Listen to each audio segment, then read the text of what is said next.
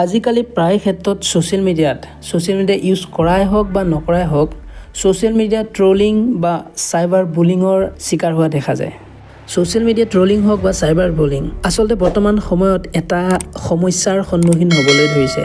কাৰণ মানুহবোৰে নিজৰ মতামত আৰু মন্তব্য ইমান কঠোৰভাৱে আৰু আক্ৰোশমূলকভাৱে থয় যে মানুহে এইবোৰ পঢ়ি বা এইবোৰ দেখি কিছু ক্ষেত্ৰত বহুতখিনি মানসিক চাপত ভুগিব লগা হয় বা প্ৰেছাৰ ভুগিব লগা হয়।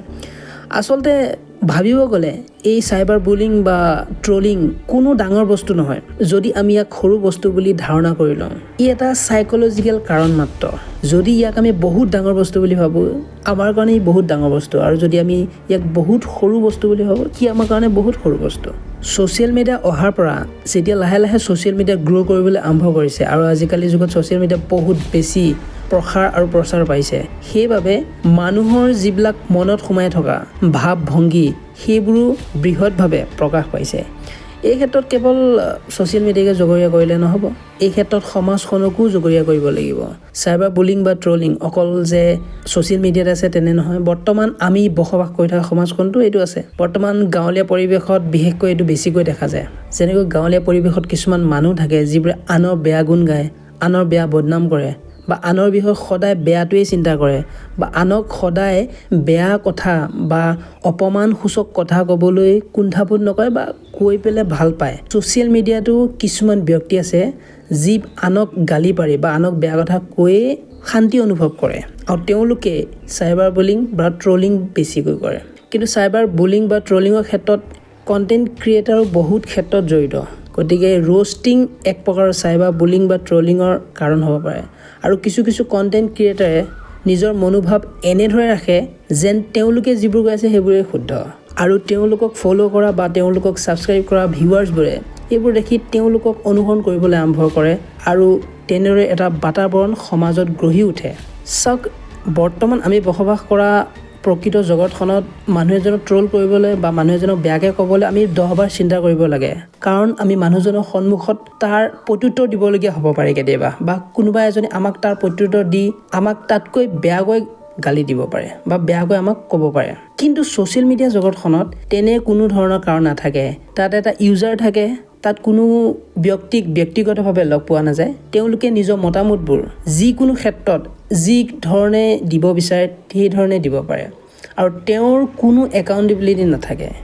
মানুহে তেওঁক ৰিপ্লাইহে দিব পাৰে, কিন্তু তেওঁক ব্যক্তিগতভাৱে কোনো ধৰণৰ লগ কৰি বা তেওঁক কোনো ধৰণৰ কেনেকুৱা ভাৱ, তেওঁ কেনেকুৱা ব্যক্তি সেই বিষয়ে নাজানে। সেইটো কাৰণে ছ'চিয়েল মিডিয়াত চাইবাৰ ট্ৰলিং বা বুলিং বহুত বেছি হয়। কাৰণ ইয়াতে ছ'চিয়েল মিডিয়াত যি কণ্টেণ্ট দেখিছে তাৰ ওপৰত ভিত্তি কৰিয়ে মানুহে জাজমেণ্ট দিয়ে।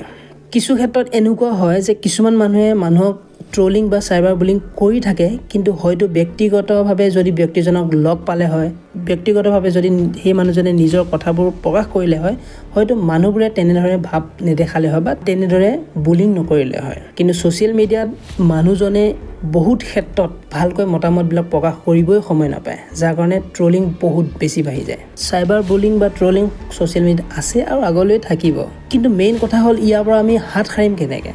চাওক, ছ'চিয়েল মিডিয়াত যি কমেণ্ট কৰে, যি গালি দিয়ে, আমি যদি ভাবি চাওঁ, যদি অন্তৰত লওঁ বা মনত লওঁ, বহুত ডাঙৰ কথা। কিন্তু যদি আমি ভাবোঁ যে ই কিছুমান শব্দ মাথো যিবিলাক মানুহে জাষ্ট আমাক গালি দিবলৈ বা আমাক শুনাবলৈ বা আমাক জনাবলৈ দিছে, যদি আমি তাক বহুত ডাঙৰ বস্তু বুলি ভাবি লওঁ, তেতিয়াহ'লে বহুত ডাঙৰ বস্তু।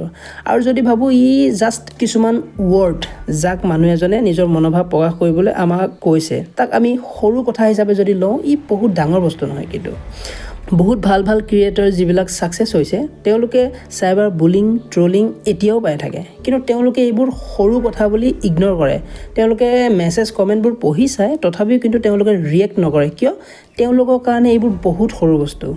তেওঁলোকে বুজি পায় যে এজন অদৃশ্য ব্যক্তিয়ে নিজৰ মোবাইলৰ কীবৰ্ডত যিকোনো কথা টাইপ কৰিব পাৰে, যিকোনো ভাৱ প্ৰকাশ কৰিব পাৰে।